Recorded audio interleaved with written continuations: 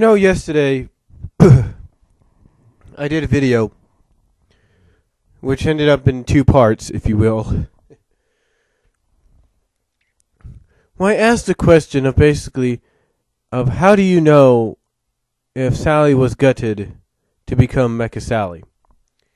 And I've got a decent response so far at the various areas that I've posted the link at. I've got responses from those that pretty much feel though people assuming that and speculating that or overreacting. I've gotten responses from those from those very same people that feel that was what happened and try to show the proof. But again, like I said, it was all about speculation. It's all about speculation, and again, that's exactly what this is. And that's what this title says right here. It says, Ian Flynn wants you to speculate. Ian Flynn wants you to speculate what's going to happen. You see, one of these individuals stated that Ian Flynn mentioned in one of his DA journals that, it's basically it's something like rebuilding a car engine. And saying that this has to do with what happened with Sally. Now, that may or may not be true, but you see, Ian Flynn's job, just like any comic book writer, and I've said this time and time again, is to make you speculate about what's going to happen. It makes you guess. It makes you assume this happened, but yet you don't know that. You don't know exactly what happened. All you can do is speculate. And sometimes if you speculate on something that's happened and you end up being right, then yeah, you have all the rights to come out and say, hey, we told you that was going to happen. We said that was going to happen. We knew that's how it happened. But until you have the proof for that, all you can do is speculate. And when the time comes for the revelation of how it all came about, only then can you say, okay, I was wrong. Maybe it didn't go that way, but it felt that way. Or you could be like, again, like I just said, or you could be like, yep, see, that's exactly what happened. We told you. We told you it happened like that. But again, you don't know. No one knows. You see,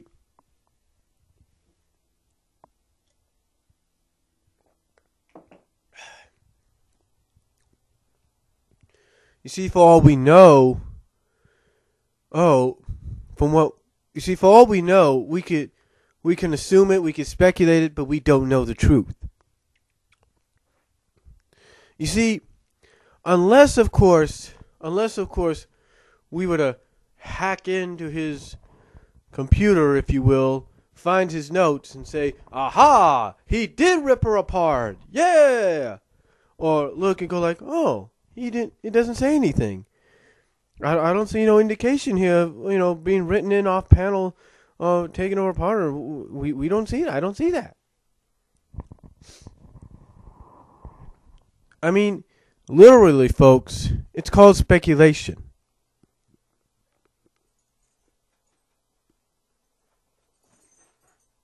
It's called speculation, folks.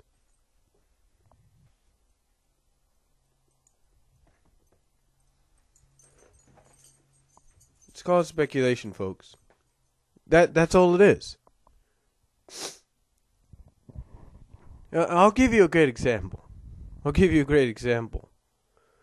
When there was a Mega Man anime that came out here in the U.S. And I don't know the episode because I was just flipping through the channels at that time. But there was a Mega Man episode where I think this version of Roll, got, I wouldn't say possessed, but she got corrupted. She got corrupted by, I don't know if it was Wily or somebody else. And basically, through the virtual world, the Mega World, they were able to add in enhancements on her. but they didn't do anything else to her. They didn't change her too much. Now, if any Mega Man fan knows of that episode, you probably can tell me there. But still, the point is, I didn't see no physical altercation or alterations. I didn't see none of that. All I saw was additions. Like they just put fangs on her. Little fangs appeared on her mouth and stuff like that. You didn't see anything else. So again, for fans to, speculate that Sally was taken apart, that's again, like I said yesterday, they have that right to their opinion, but the thing is, you need proof. You need proof to that, and you don't have the proof just yet, except from what you assume and speculate from what you see. And again, everybody has the right to do that, and that's Ian Flynn's job. Ian Flynn, as the title said, wants you to speculate on what's going on. He wants you to speculate and assume on what's going on because it keeps you interested. It's the job of any comic book writer or even any television writer or movie writer or screenwriter or a television writer. It's to get you to speculate. They're not going to come out and tell you the truth. Because if they come out and tell you the truth, it's ruining the surprise.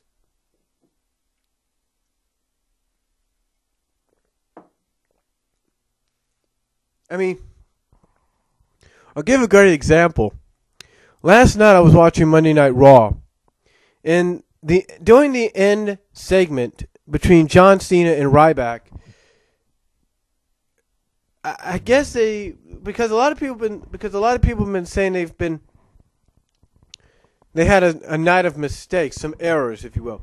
But anyway, during that last segment, just for about 30 seconds, maybe a minute in, the camera all of a sudden shows the backstage area or the back area of the upstairs, and you see the Shield, and then it just quickly pans back to the ring. It's like they accidentally put a camera on the Shield when they weren't supposed to. And basically, up until that moment, you could only speculate on if the Shield was going to show up. You knew they were going to be there and they were going to show up, but you can only speculate as to when and where they were going to show up. And when that accidental pan happened, the accidental shot happened, and they had to quickly pan back, the speculation was spoiled. You pretty much knew they were going to come down and attack John Cena. So you see, as crazy as a comparison as that is, that's what Ian Flynn doesn't want to do. Ian Flynn doesn't want to do that accidental camera shot of something that you're not supposed to know and see. He doesn't want you to be spoiled. He wants you to speculate. Again, like I said, it's a strange comparison, but when you think about it, it's like, if somebody accidentally pans over to this area and then quickly pans over back to where it's supposed to be because they did it by accident. You see, that's exactly what Ian Flynn is trying to prevent. He does not want you guys to know exactly when and where something's going to happen. He doesn't want you to know the truth until the time is right. I'll be honest with you. I'm a wrestling fan, you know that. So when I look at a group like the Shield, I pretty much know that down the line, they're going to reveal that they're just like any other young group. That they're sick and tired of waiting their turn. They want opportunities. They want championships. And that's basically what this whole thing's about. I'm sorry, I'm looking outside the window there. Because our neighbor has a diesel truck, just like my brother-in-law has a diesel truck. So I never know when my brother-in-law, I never know if it's my brother-in-law or it's my neighbor.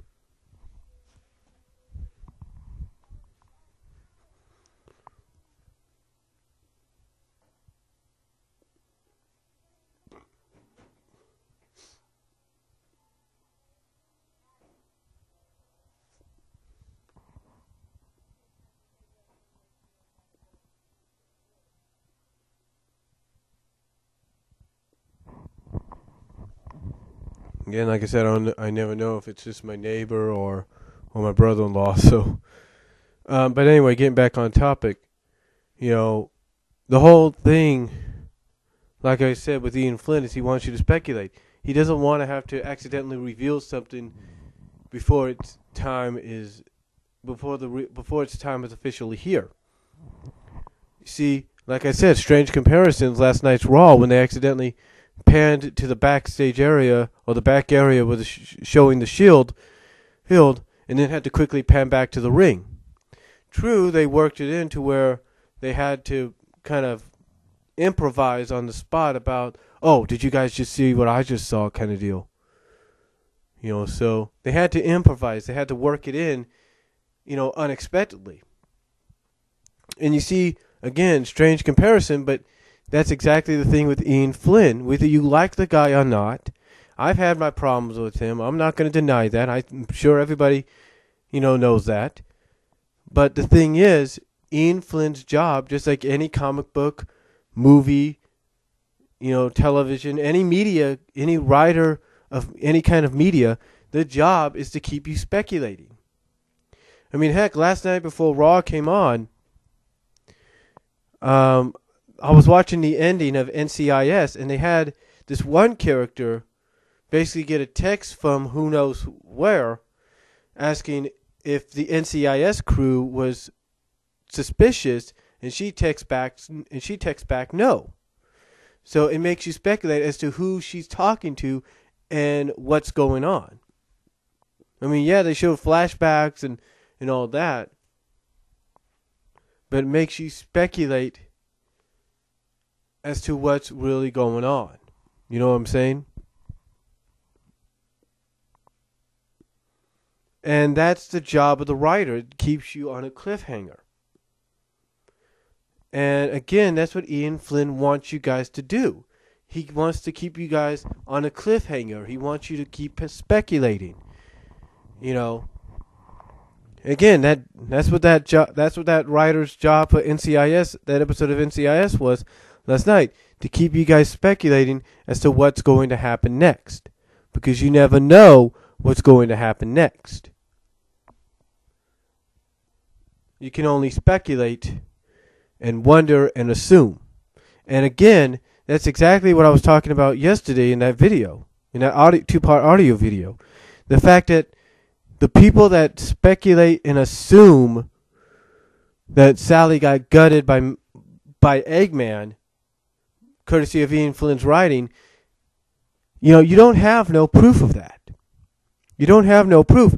You could say, well, he was holding a blowtorch to her face. Yeah, but that doesn't mean anything. Did we see a continuation of it? No. Basically, it was called speculation. Did we see any any brown and blue body parts, tossed aside when her new look was revealed, or her modified, weaponized look was revealed? Did we? No, we didn't. So again, all you could do is speculate. You see, just like I was talking about, just like the ending of that NCIS episode last night before Raw, where she got that text asking if they were suspicious, and she texts back no. That's kind of like with the whole blowtorch thing. Just because he had it near her near her face, doesn't mean he cut her apart. For all you know, he just welded on weaponized armor. Or all you know, he opened her head up, put the cannon in there, and there you go. He didn't do anything. I mean, okay. Ask yourself this: why would he want to take out the brain of the freedom fighters' most well-known technician? Why would he do that? He wouldn't. See, again, it's all about speculation, folks. And that's the job, and that's Ian Flynn's job. Ian wants you to speculate and assume what's going on, because he ain't going to come out and tell you the answers until the time is right. He ain't. I mean, you can pretty much say, oh, well, he did this, and here's the proof. Yeah, you could say that. You could speculate and assume that. But until